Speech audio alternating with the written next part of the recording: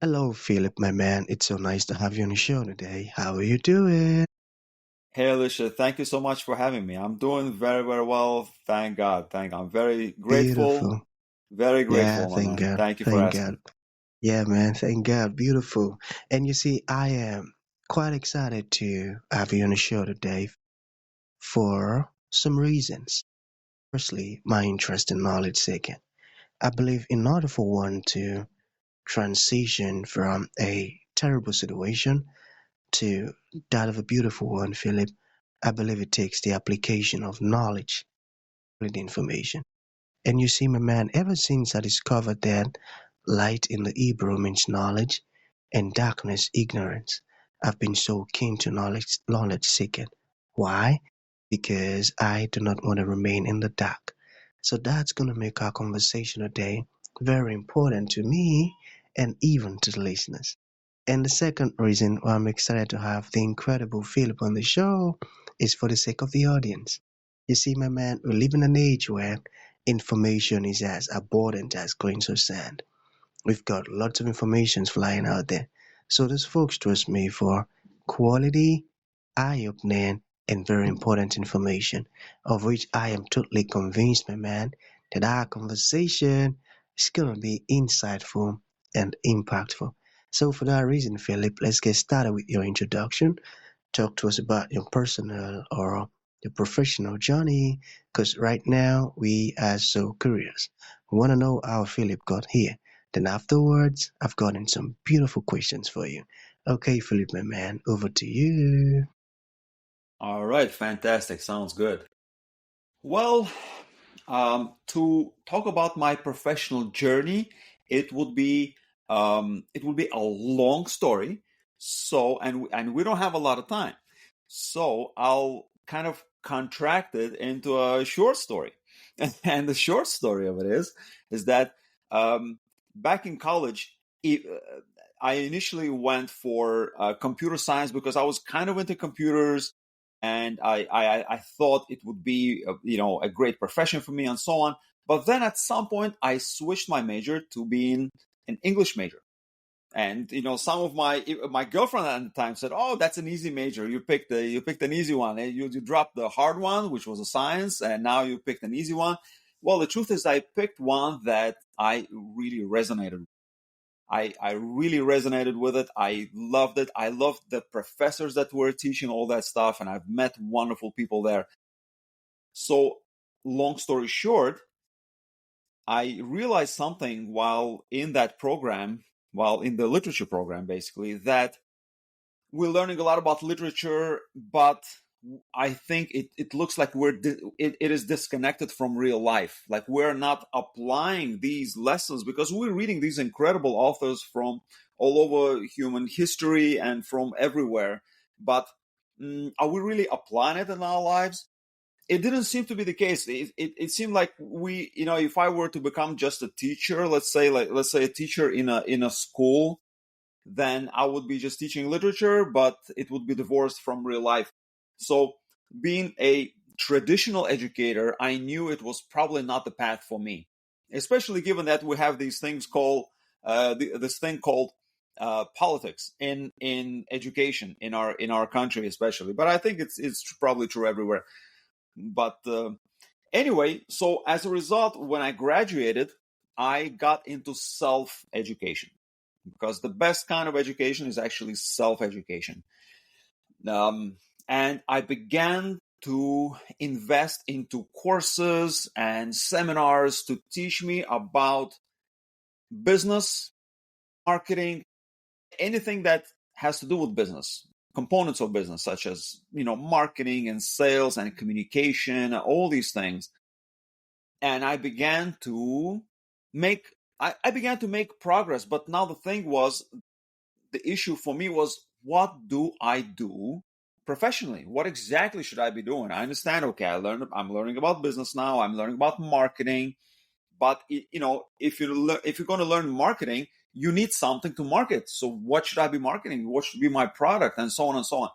This journey continued for many years. I would say since, like, I really um, got seriously into entrepreneurship and doing something of my own around 2006 or so. So almost 20 years ago, 19 years ago. And it was a journey. It was a journey. It was a journey.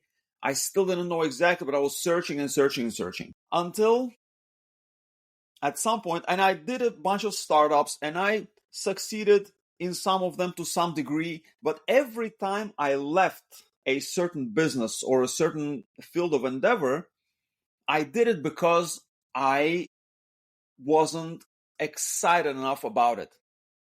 And I guess I'm one of those people. I just can't be successful in something that bores me.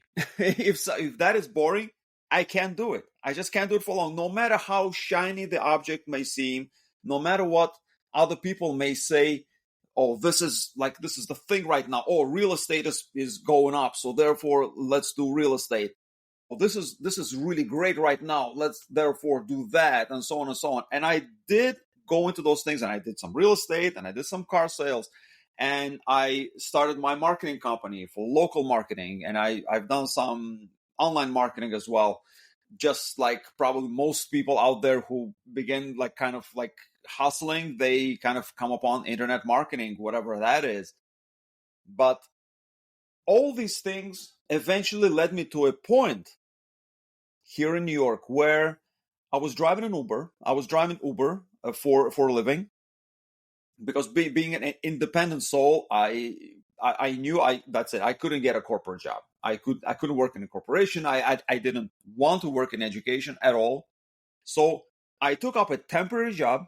It was going to be temporary while I'm figuring things out. What it is that I'm supposed to be doing with my life. And at some point, working here in New York with all the stress, I was cruising through the streets of New York, delivering people from point A to point B to point C. Can be a little bit stressful. If you're a New Yorker and you drive, especially if you're ever driven for a living in New York, you know what I'm talking about. And basically, there's a saying that nothing is as there's a Russian saying, which is my background. The saying is nothing is as permanent as the temporary. And so that temporary job was just there was okay, I did 1 year in it and I was trying to do something else, hustling, trying to do something else on the side. It wasn't quite working. Then was another year and I was like, wait a second, this is protracting and I'm not getting exactly what I want to get. And my health was declining at the same time because all the stress, it was just exhausting my entire system, my endocrine system, my cardiovascular system. I knew that I was pretty much expiring. I was just getting too tired and I wasn't going where I wanted to go. So I knew at some point, because I have an inner work practice that I've been practicing since 2015. That was around the time I kind of took up Uber. And that's when that was the period of time when I learned the value of showing up every single day to do your inner work, meaning to spend some time in silence and solitude to listen to what it is that the real Philip, the real mentor, the inner mentor in me really has to tell me. Because sometimes, not sometimes, but I would say most of the time, if we don't proactively seek making a connection with this voice, then we'll miss it. We'll miss it because it gets drowned with all the noise. It gets drowned with the noise, and even when you're exhausted, when you're tired, and this and that. Even the state of being physically tired can kind of detract you from it, and all these things distract us. Basically, even like the high levels of stress distracts us, and so on and so on. So I had this inner work practice, and one day, which was June 3rd, 2019, and it was Monday, and I remember it was Monday because it was the first day that I began my new weekly program that every week I set up a weekly program for myself. So I'm programming my mind with specific things for that specific week. And then for the next week, I make adjustments, and then I go from there, because the mind likes variety. And on that day, when I sat down to proactively elicit insight from my subconscious mind, as soon as I sat down and I went into my meditation, I did my meditation, and as soon as it was time, okay, I asked myself this question: Philip, what are you going to do for the rest of your life? Like, what is the plan right now? What's the plan right now? And I began to talk to myself, saying, I already know what's next for me. I already know what's next for me. I already know what's next for me. And then I would sit down and listen to the answer. So I asked the question. I programmed my mind saying that, you know what? I let my mind know that I am expecting this answer. And I had a whole week to receive the answer, and I would do it later. I was going to do it later again. I was going to keep asking until I received the answer that I wanted. It just so happened that on that day, the first time I sat down, my mind was ready. My subconscious mind was ready. I guess the infinite intelligence was also ready to give me the answer. And I received a very direct command. And it said, Philip, here's what you got to do. You have to just drop everything. Just stop. Just stop everything. Drop everything. And get the hell out of there. That's it. Just get the hell out. Whatever you are, get the hell out. So, as a result, and it was quite specific, actually. The voice, I call it imperative. This imperative comes over you when it's not just an insight. It's more of an insight. It's insight, decision, inspiration, and kind of a voice of God commanding you what you're supposed to be doing, all at the same time. It's very hard to describe it. It's very hard to describe that feeling, because it's very, very unique. It's a very unique feeling when you're feeling all these emotions and everything else is completely drowned out.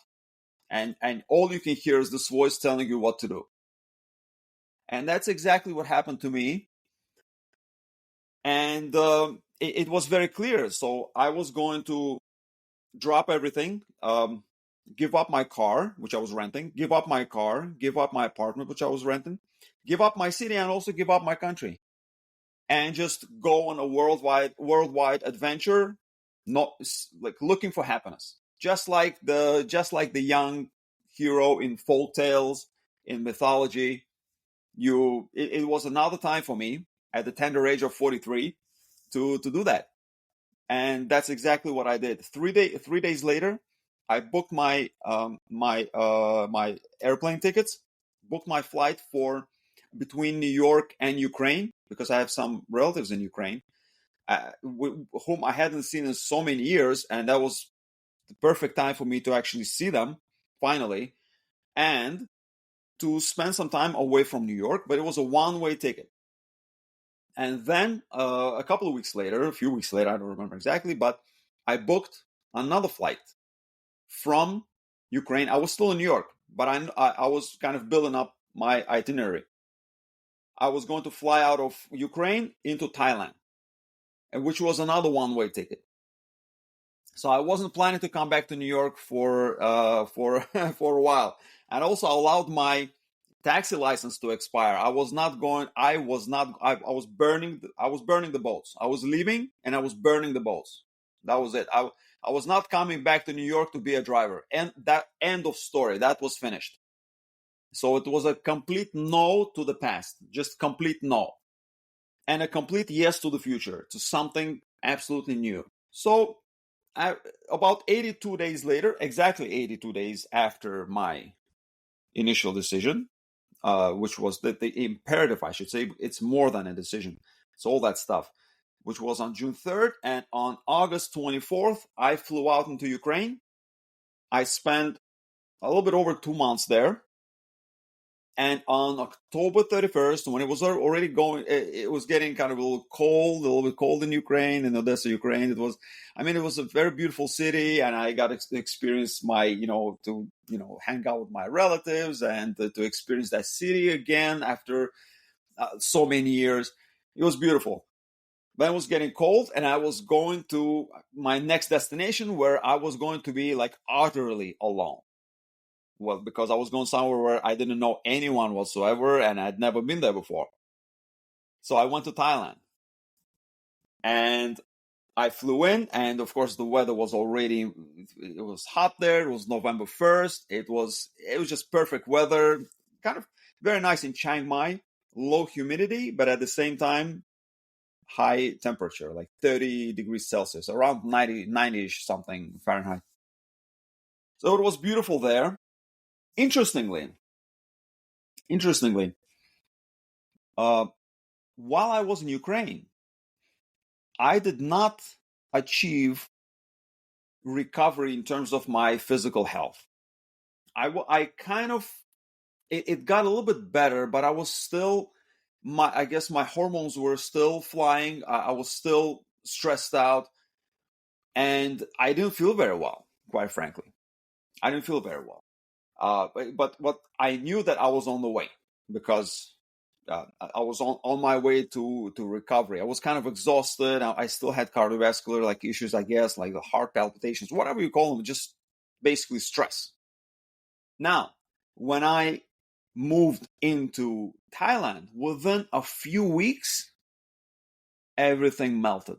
That's it. And I melted into that new environment. I lived in a little Buddha garden where it was completely quiet, only birds singing and little birds chirping. And there was a little waterfall over there that would just just flow every single day.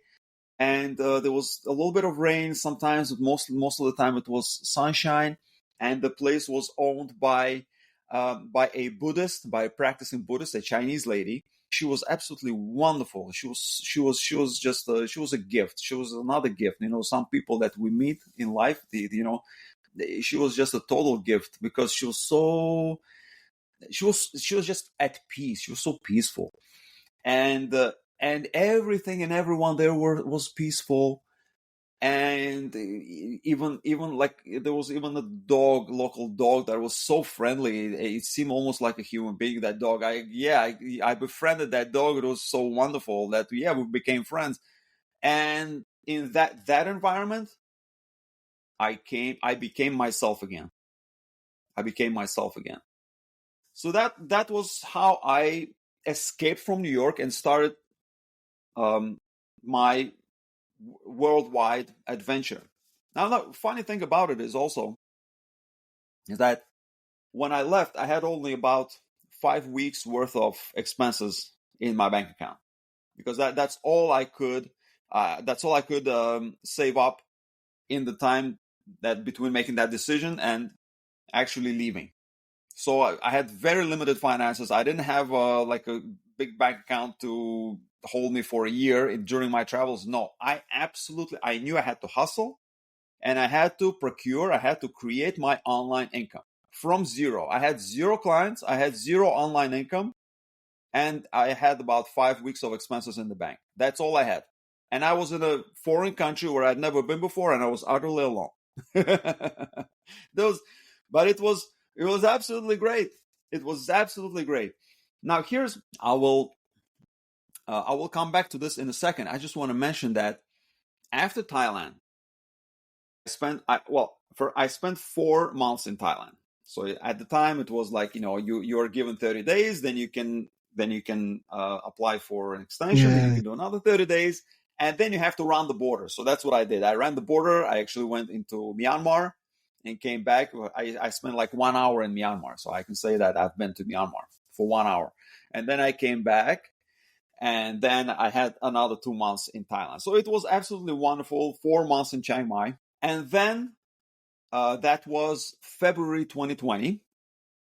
I was thinking to myself, okay, where should I go? Which country should I go to? And then my intuition, again, I was asking my intuition. I was considering eventually 2 countries, the Philippines or Vietnam.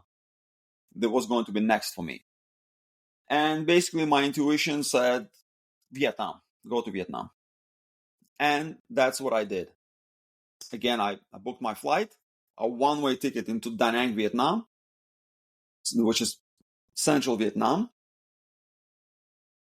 I think it was last week of February or first week of March of 2020 that I flew into Da Nang, Vietnam. And at first, I didn't really like there perfectly because it was quite different from Thailand, from the place that I lived in Thailand. And I was like, okay, this is an interesting environment, but I think I wanna get out of here right now. And basically, I booked the flight. Yeah, I didn't know how to do Vietnam yet. So you got to know how to do Vietnam. You have to know how to do Vietnam, and I didn't know how to do it. And at first, I didn't like it all that much because the contrast was a little bit quite big from that peaceful place in Thailand. And I booked a flight again back to Ukraine. I said to myself, you know what, I'm going to go back to Ukraine because the weather is getting nicer because now it's March, like towards the end of March. I was going to fly back out and it's going to get nicer over there towards the summer. I'm going to be fine over there and I'll figure it out from there. And COVID hit. And that's exactly when COVID had been making rounds here and there, but no one really knew how big it was, how serious that whole situation was. And then it just hit, and all the borders closed, all the borders shut, and my flight got canceled, obviously, and I got stuck in Vietnam for the pandemic. And that's how I learned how to do Vietnam. Yeah, that's how I learned how to do Vietnam. But so to make that long story short as well, I spent about a year and a half in Vietnam as a result. I lived in Vietnam for about a year and a half until about the summer of 2021, that was the time when I finally flew back out to Ukraine, spent another 3 months in Ukraine just before the war started there, and then flew out into Mexico and lived in Mexico for about 6 months before finally, after 2.5 years of being a vagabond, this worldwide vagabond, I've, digital nomad, we call them now, right? I'm a digital nomad. And then I came back to New York after 2.5 years, to see my father again and and I was a changed man because by the time I came back, my situation was very different because I established an online income as a freelancer. And after having gone through everything that I'd gone through, I was just no longer worried about any single thing in the whole world. There was nothing to be worried about. I came to New York basically victorious. I came back victorious because I knew that, I come back and I would stay with my father for some time because whenever I'm in New York, I just stay with my dad. Okay, I just stay with my dad because it's a good opportunity for me to take care of him because, he's not getting younger. He's an older gentleman. And, I take care of him when I'm here. But when I came back, I already had a full-time income as a freelancer. And I believe, I think I had also written and published a book, my first book at that time. Something that I really wanted to publish for a while. I had all the notes and everything. It was just begging to be published, and I published my first book. Amazing. And then what happened? Yes, I published the first one. Then I published the second book, which was a book for men. Now, my first book was called Siddhartha Sets a Goal. I can talk about it as well in a second. But the second book, I call it Escape and Self-Actualize. This one was a book for men, specifically. I just wanted to write a book for men. Why? Because I felt that my own situation, as a man, I felt it in a certain way. So I wrote my book kind of based on my own escape experience. And that was, I believe, around 2023. Amazing, man. Yes. That's really a pretty interesting journey, going through all of that Sure. and the beautiful stuff that you're now doing and your book. And you mentioned something that really stuck with me. You used the word your inner mentor. That's a beautiful word. And I can relate so well the situation you were in where you just stayed alone and you were expecting answers. I was once there. I became so confused and I wanted to know what to do and how to do it. And I just had to rely on that beautiful and wonderful spirit to help me. So that's a beautiful one. And you've answered almost all of my questions, except your book. So briefly, can you tell us the inspiration behind your book and how did you come about the title? Of course. You know, the thing is that my first book, this one, Siddhartha Sets a Goal, this one came out of my a very interesting spiritual experience in which after my mother's death, I was I was so devastated that I kind of went into a depression. It was just a very difficult time. And then a friend of mine introduced the work of Eckhart Tolle to me, and which is all about spirituality, being in the now. And the whole idea behind being in the now is to observe your thoughts, to disidentify from your thoughts, and to think as little as possible. because thoughts distract you from the present moment. It is true that's what happens. Thoughts, once you are identifying with a thought instead of the present moment, you are not in the present moment anymore, and that's totally fine. But the problem with that was, although it was working for me to help me with my inner pain, dealing with the grief, grieving, my mother's death, a conflict and a conundrum arose that because I didn't like my living situation at the time, and I wanted to change it. And in order to change my living situation, I needed to think, because thoughts create our reality, and we know that from manifesting, we know that from Think and Grow Rich, we know from all these books that tell us, and people throughout history, even the Buddha himself, he said that even his it's not his book, but a book that written after him by his followers, the Dhammapada, it starts out saying that your mind, your life follows your mind. However you are in your mind, so you're going to be in the outside world. We know that. This is no longer a secret. It used to be a secret. It's no longer a secret. We all know that thoughts create our reality. But if thoughts create reality, and at the same time they distract you from being present, and they distract you from basically what it means that you are it means that if you want to be spiritual and if you want to be at peace, that means that you are now given up on your thinking, which is meant to for you to improve your living situation. So now you have a conflict between staying present and not thinking or identifying with the thoughts, and intense identification with thoughts in order to create reality as fast as possible. Because the more you identify with an idea of the future, you become Napoleon Hill calls it a magnificent obsession. Well, it's a magnificent obsession with an idea that's in the future. So how do you reconcile that? So this is how you reconcile. In this book, I describe the whole problem, because I've been thinking about it. I'd been thinking about it and thinking about it and thinking about it and making notes and taking notes and studying here and there. And I found out, I discovered the answers for myself, and I wrote them in this book.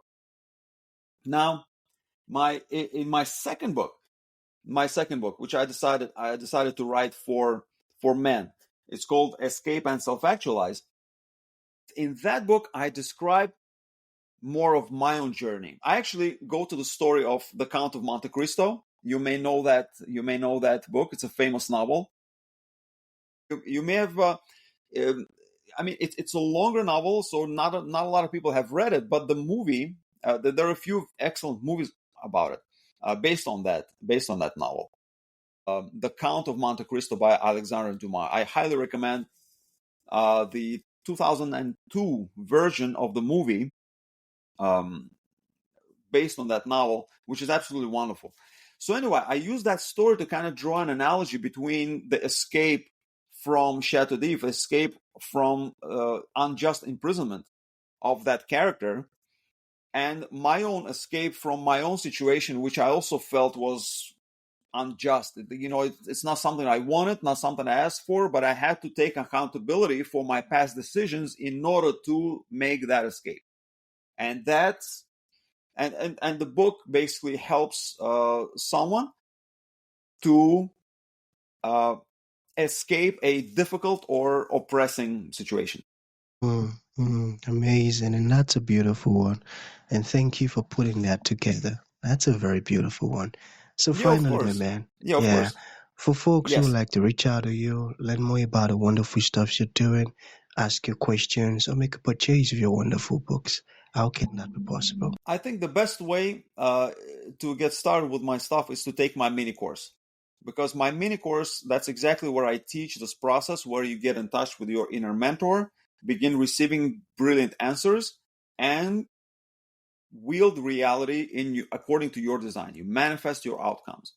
I call that process the aim wheel, and you can learn it at podcastfreebie.com. It's as simple as that. Just go to podcastfreebie.com, one word, and just enter your name and email, and you're off to the races. And you have access to the Beautiful. free mini course. Beautiful, beautiful. So that's gonna be the end of the show, Philip. Thank you for coming and thank you for sharing this wonderful stuff with us. It means a whole lot, my man. Thank you. Absolutely. My pleasure. My pleasure. Thank you so much for having me.